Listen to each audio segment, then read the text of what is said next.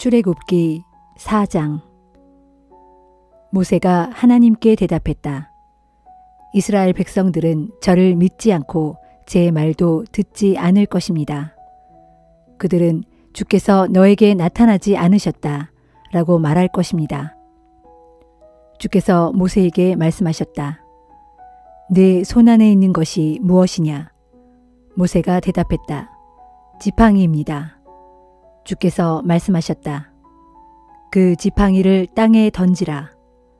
모세가 지팡이를 땅에 던졌다. 그러자 그것이 뱀으로 변했다. 모세는 얼른 몸을 피했다. 주께서 모세에게 말씀하셨다. 너는 손을 내밀어 그 뱀의 꼬리를 잡으라. 모세가 손을 내밀어 그 뱀의 꼬리를 잡았다. 그러자 그 뱀이 모세의 손 안에서 다시 지팡이로 변했다. 주께서 말씀하셨다. 네가 이렇게 하면 이스라엘 백성들은 자기들 조상의 하나님, 아브라함의 하나님, 이삭의 하나님, 야곱의 하나님이신 주께서 네게 나타나셨다는 것을 믿을 것이다. 주께서 또 모세에게 말씀하셨다. 네 손을 네 품속에 넣어보라. 모세가 손을 품속에 넣었다가 꺼내보니 그의 손이 나병에 걸려 눈처럼 하얗게 변해 있었다. 주께서 말씀하셨다. 네 손을 네 품속에 다시 넣어보라. 모세가 다시 손을 품속에 넣었다가 꺼내보니 그 손이 감쪽같이 원래의 피부로 돌아와 있었다. 주께서 말씀하셨다. 이스라엘 백성들이 너를 믿지 않아 그 첫 번째 이적의 표징을 받아들이지 않더라도 두 번째 이적의 표징은 믿을 것이다. 이스라엘 백성들이 이 두 가지 표징을 모두 믿지 않고 네 말을 듣지 않는다면 너는 나일 강에서 물을 퍼와 마른 땅에 부으라. 네가 강에서 퍼온 물이 피가 되어 땅을 적실 것이다. 모세가 주께 말씀드렸다. 주여, 저는 본디 말주변이 없는 사람입니다. 예전에도 그랬고 주께서 이 종에게 말씀하시는 지금도 마찬가지입니다. 저는 입과 혀를 잘 놀리지 못합니다. 주께서 모세에게 말씀하셨다. 누가 사람에게 입을 주었느냐? 누가 사람을 귀머거리나 벙어리로 만드느냐? 누가 사람에게 눈을 주었느냐? 누가 사람을 눈멀게 하느냐? 다 주, 내가 하는 일이 아니냐? 너는 가라. 내가 네 입과 함께 할 것이다. 네가 해야 할 말을 내가 가르쳐 주겠다. 모세가 아뢰었다. 주여, 제발 부탁드립니다.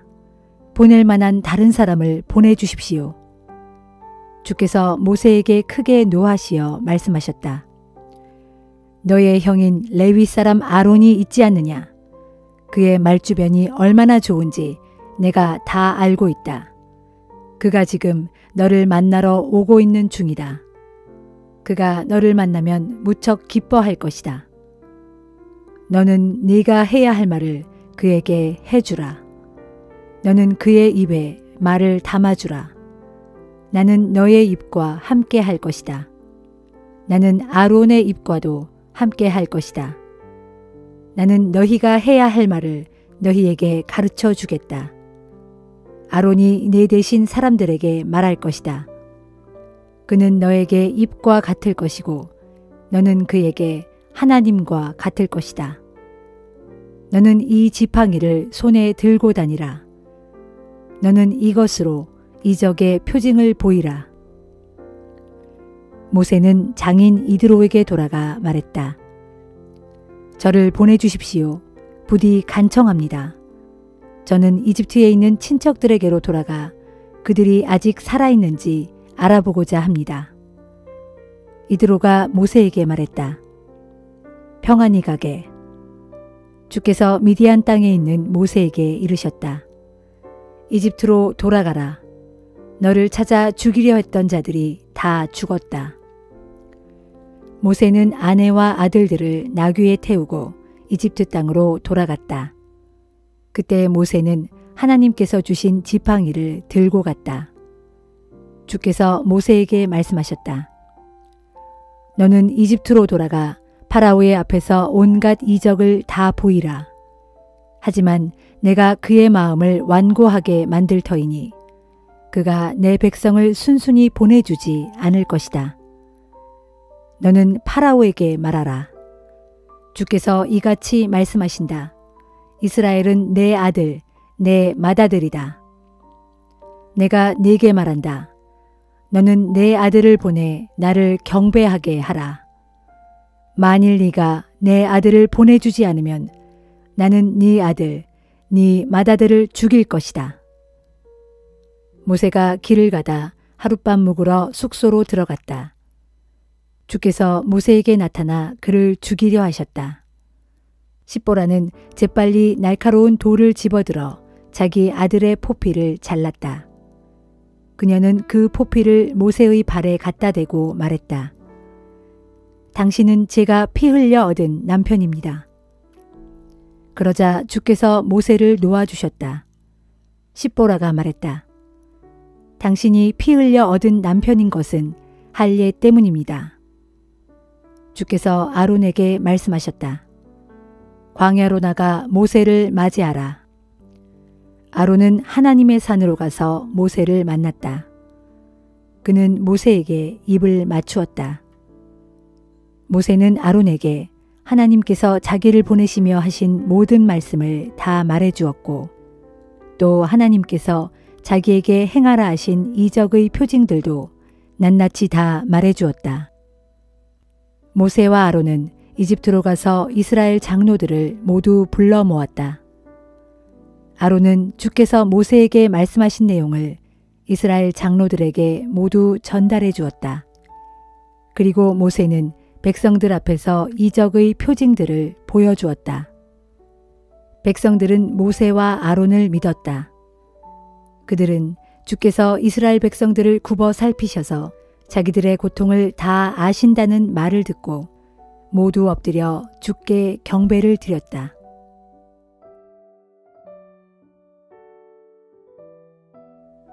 누가복음 7장. 예수께서 말씀을 모두 마치시고 가버나움으로 가셨다. 거기에는 병들어 거의 죽게 된 종을 둔 백부장이 있었다. 백부장은 평소 그 종을 무척 아꼈다.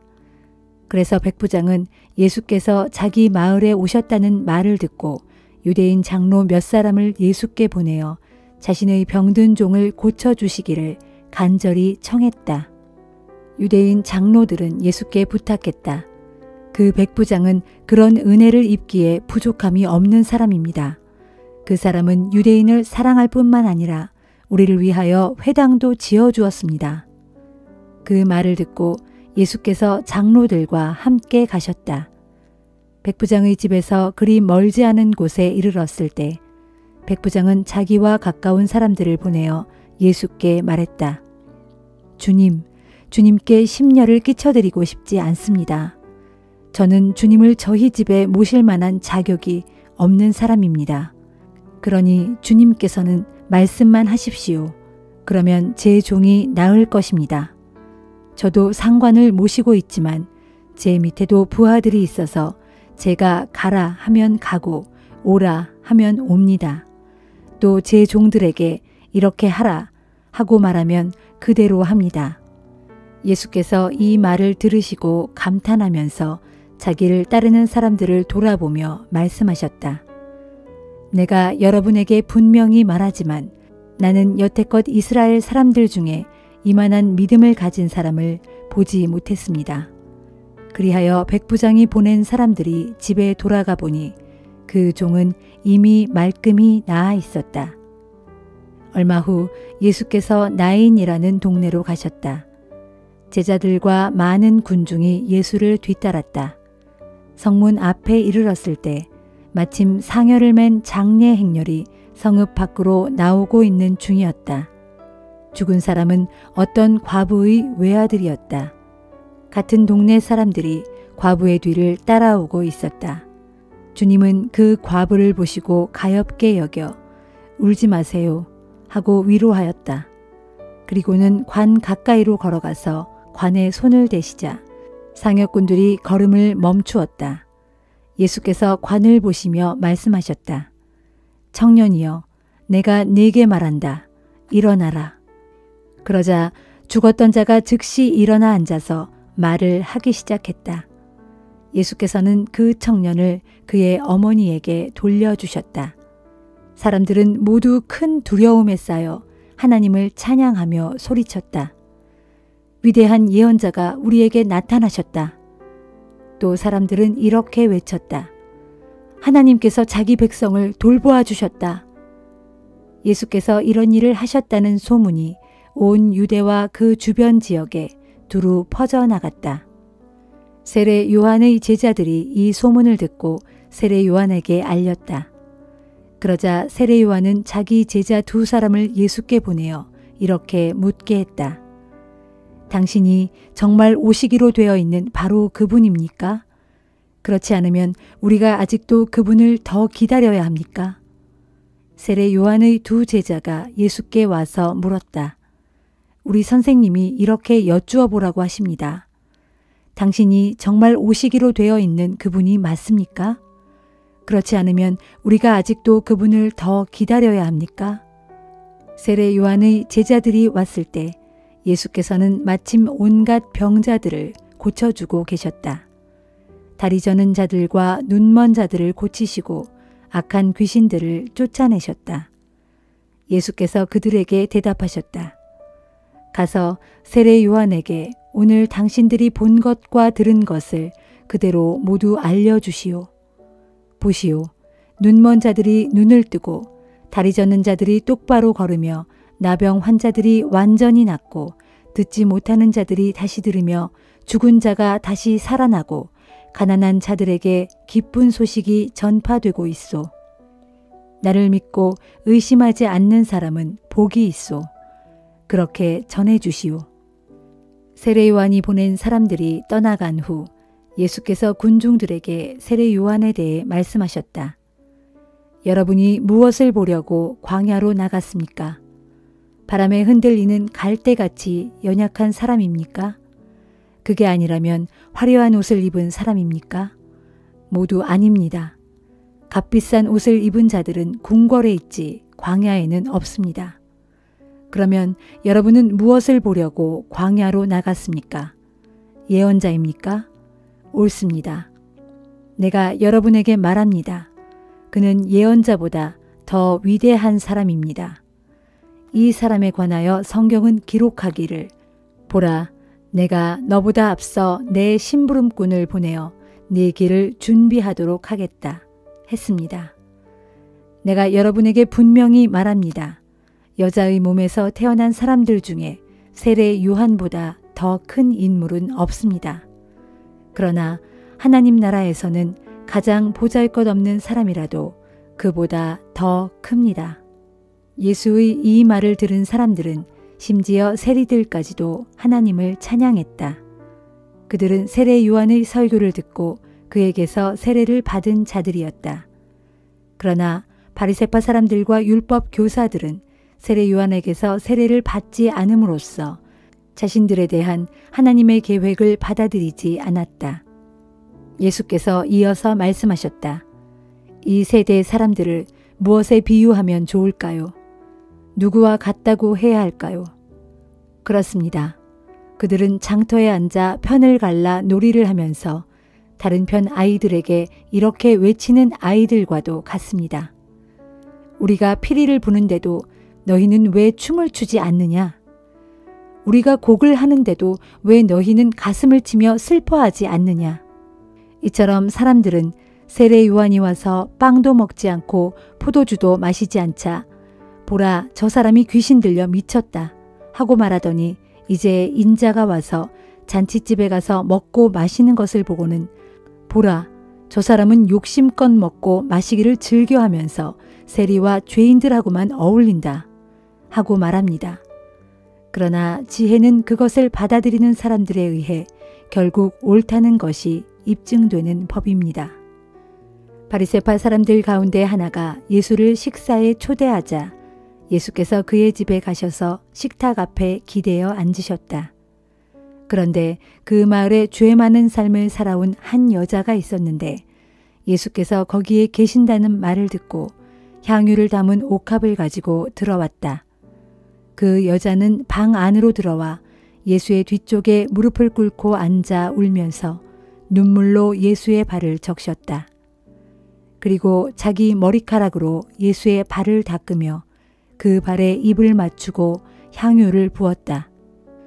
그 여자의 행동을 바라보면서 예수를 초대한 바리새파 사람이 속으로 혼자 중얼거렸다. 이 사람이 참 예언자라면 자기를 만지는 이 여자가 어떤 여자인지를 알았어야 할 것이 아닌가. 저 여자는 죄 많은 여자가 아니던가. 예수께서 그의 생각을 아시고 말씀하셨다. 시몬이여, 내가 당신에게 할 말이 있소. 시몬이 대답했다. 선생님, 말씀하십시오. 예수께서 그에게 말씀하셨다. 돈놀이를 하는 사람에게 빚진 사람 둘이 있었소. 한 사람은 500데나리온을 빚졌고 다른 한 사람은 50데나리온을 빚졌소. 두 사람 다 빚을 갚을 수 없게 되자 돈놀이하는 사람은 그들의 빚을 다 탕감해 주었소. 그런 일이 있게 되면 누가 더 그 사람을 사랑하겠소? 시몬이 대답했다. 제 생각에는 더 많은 빚을 탕감받은 사람입니다. 예수께서 말씀하셨다. 당신 생각이 옳소. 그런 뒤 예수께서 그 여자를 돌아보시며 시몬에게 말씀하셨다. 여기 이 여자를 보시오. 내가 당신의 집에 들어왔을 때 당신은 내 발을 씻을 물도 나에게 주지 않았소. 하지만 이 여자는 눈물로 내 발을 적시고 자기 머리카락으로 내 발을 닦아 주었소. 당신은 내 얼굴에도 입을 맞추지 않았지만 이 여자는 들어오면서부터 거듭해서 내 발에 입을 맞추었소. 또 당신은 내 머리에 기름을 발라주지 않았지만 이 여자는 값진 향유를 내 발에 부어 주었소. 그러므로 내가 당신에게 말하겠소. 이 여자는 더 많은 죄를 용서받았소. 그것은 이 여자가 나에게 더 많은 사랑을 보여주었기 때문이요. 용서받은 것이 적은 사람은 사랑도 적게 나타내는 법이요. 그리고 예수께서 그 여자를 향해 말씀하셨다. 여자여, 당신의 죄는 다 용서받았소. 그러자 식탁에 앉아있던 사람들이 수군거리기 시작했다. 도대체 이 사람이 누구이기에 죄까지도 용서한다고 말하는가? 그러나 예수께서는 그 여자에게 계속 말씀하셨다. 여자여, 당신의 믿음이 당신을 구원하였소. 이제 평안히 돌아가시오.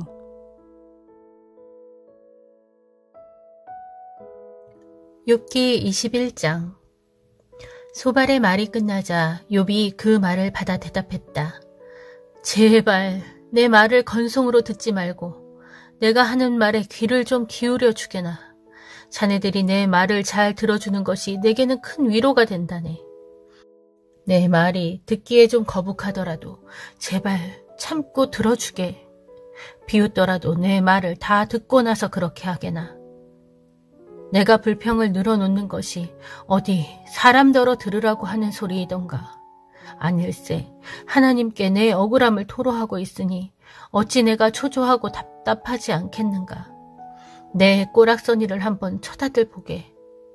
너무나 놀라고 기가 막혀서 자네들 손으로 입을 막을 수밖에 없을 걸세. 지금껏 내게 일어난 일을 생각만 해도 내 몸이 벌벌 떨리고 소름이 끼쳐 도무지 주체할 수 없을 지경이라네. 자, 둘러보게나. 어째서 악인들이 잘들 살아가느냐. 그런 모습을 보면 참으로 기가 막힌다네. 악인들이 늙도록 살면서 갈수록 권세를 더 누리니 정녕 알 수 없는 노릇일세. 보게나.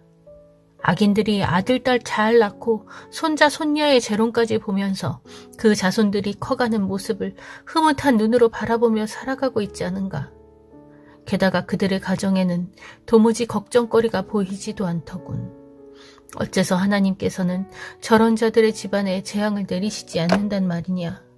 그자들의 황소는 얼마나 튼튼한지 늘 암소를 새끼 베게 하고 암소도 때가 되면 어김없이 새끼를 쑥쑥 낳더군. 유산하는 꼴은 찾아볼 수가 없네. 그자들의 어린 것들은 어린 양 떼같이 춤추면서 즐겁게 뛰어놀지. 탬버린과 하프 연주에 맞추어 노래 부르고 피리 소리에 마냥 즐거워하네. 그렇게 그자들은 일평생 아무 걱정 근심 없이 살다가 죽을 때도 고통 없이 조용히 무덤으로 내려간다네. 그런데도 그자들은 하나님께 이렇게 말한다네. 우리를 그냥 이대로 내버려 두세요. 당신의 뜻이 무엇인지는 알고 싶지도 않소. 전능자가 누구이기에 우리가 그를 섬겨야 한단 말이오. 그에게 기도한다고 해서 대체 우리가 얻을 것이 무엇이란 말이오. 하지만 그자들이 누리는 복과 번영은 결코 그들 스스로의 힘으로 일군 것이 아니네. 그러므로 나는 그자들의 생각을 받아들일 수가 없네. 하지만 악한 자들의 등불이 꺼지는 일이 얼마나 자주 있었던가. 그자들에게 재앙이 닥치는 것을 몇 번이나 보았던가. 하나님께서 그자들에게 분노하셔서 그자들을 곤경에 빠뜨리신 것을 몇 번이나 보았던가. 그자들이 바람에 날려가는 지푸라기 같이 폭풍에 흩날리는 겨와같이 된 적이 과연 얼마나 있었던가. 자네들은 말하기를 하나님께서 그자들의 죄악을 쌓아두셨다가 그자들의 자손들에게 벌을 내리신다라고 하지만 그런 말 하지 말게. 그자 자신이 벌을 받아야 자기 죄악을 깨달을 것이 아닌가. 악을 저지른 그자 스스로가 자기 망하는 꼴을 제 눈으로 똑똑히 보아야 할 것이 아닌가. 전능하신 분이 내리는 진노의 잔은 그자 자신이 받아 마셔야 하지 않겠는가. 그자가 형통하게 살 만큼 다 살고 죽게 되면 그 후에 자기 집안이 어떻게 돌아가든 대체 무슨 상관이란 말인가. 하나님께서는 아무리 높은 위치에 있는 사람이라도 심판하시는 분이시거늘 사람이 어찌 감히 그분께 지식을 가르칠 수 있겠는가. 어떤 사람은 죽는 그 순간까지도 기운이 팔팔하다가 죽을 때에도 행복하고 편안하게 삶을 마감한다네. 그 사람의 백가죽에는 기름기가 번지르르 돌고 그의 뼛속에는 미끈거리는 골수가 가득 차 있다네. 그런가 하면 어떤 사람은 일평생 도무지 행복이란 걸 맛보지 못한 채 고통스럽게 살다가 죽을 때에도 고통 가운데 삶을 마감한다네. 이러거나 저러거나 결국엔 둘 다 죽어 흙 속에 눕게 될 것이고 그러면 하나같이 구더기가 그들의 몸을 뒤덮고 말겠지. 나는 자네들이 무슨 생각을 하는지 잘 알고 있다네.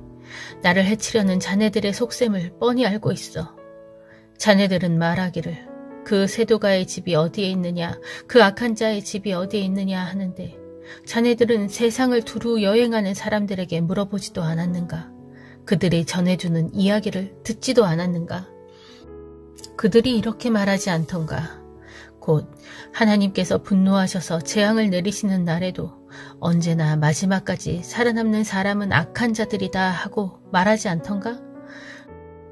또 그 악한 자들을 그들의 면전에서 꾸짖는 이도 없고 그 악한 자들이 행한 대로 갚아줄 이도 없다 하고 말하지 않던가. 그렇다네. 그 악한 자가 죽어 무덤으로 들어갈 때에도 곧 그 무덤을 잘 보살펴줄 관리인이 있는 화려한 무덤으로 내려갈 때에도 그 악한 자의 장례 행렬에는 수많은 조객들이 행렬을 지어 그자의 관을 뒤따라가고 심지어 골짜기의 흙마저도 그자의 몸을 부드럽게 덮어준다네.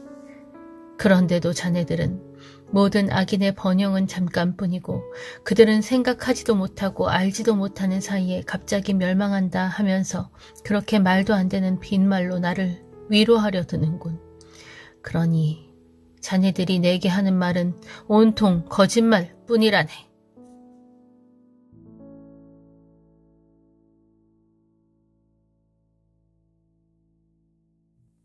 고린도전서 8장. 이제 우상에게 바쳐진 제물에 대해 말하겠습니다. 우리에게는 저마다 지식이 있지만 지식은 사람을 교만하게 만듭니다. 하지만 사랑은 덕을 세웁니다. 뭔가를 안다고 생각하고 있는 사람은 마땅히 알아야 할 것을 알지 못하는 사람입니다. 그러나 하나님을 사랑하는 사람은 하나님께서 그 사람을 알아주십니다. 그러면 우상에게 바쳐진 음식을 먹는 문제에 대해 생각해 봅시다. 우리 모두가 잘 알다시피 세상의 모든 우상들은 아무것도 아니고 참된 신은 오직 하나님 한 분뿐입니다. 비록 하늘과 땅에 여러 신들이 있다고 믿는 사람들이 많지만 우리에게는 오직 아버지 되시는 하나님 한 분만이 계실 뿐입니다. 그분께서 만물을 창조하셨고 우리는 오직 그분의 영광을 위해서 살아갑니다. 또한 우리에게는 한 분이신 주 예수 그리스도가 계시는데 온 세상의 모든 것들이 그분으로 말미암아 존재하고 우리도 그분으로 인해 살아갑니다. 그러나 모든 형제들이 다 이 같은 지식을 갖고 있는 것은 아닙니다.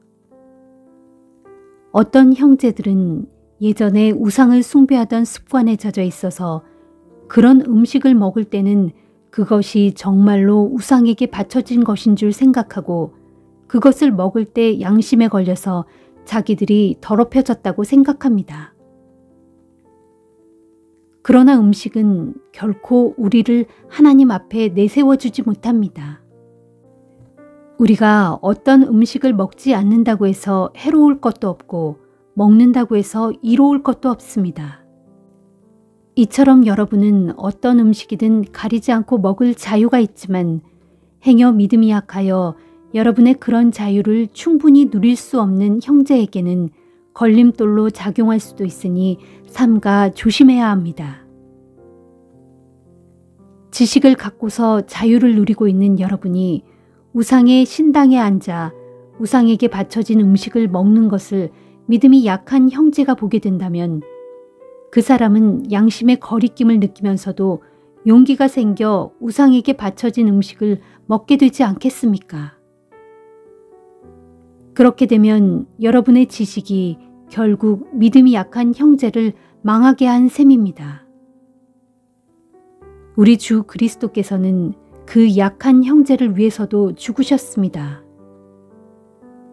이런 식으로 여러분이 형제에게 죄를 지어 믿음이 약한 형제에게 상처를 주게 된다면 여러분은 그리스도께 죄를 짓는 셈이 됩니다. 그러므로 나는 확언합니다. 만일 내가 먹는 음식이 내 형제를 죄에 빠지게 한다면 내 형제가 내 음식으로 인해 걸려 넘어지지 않게 하기 위해서 나는 평생 고기를 먹지 않을 것입니다.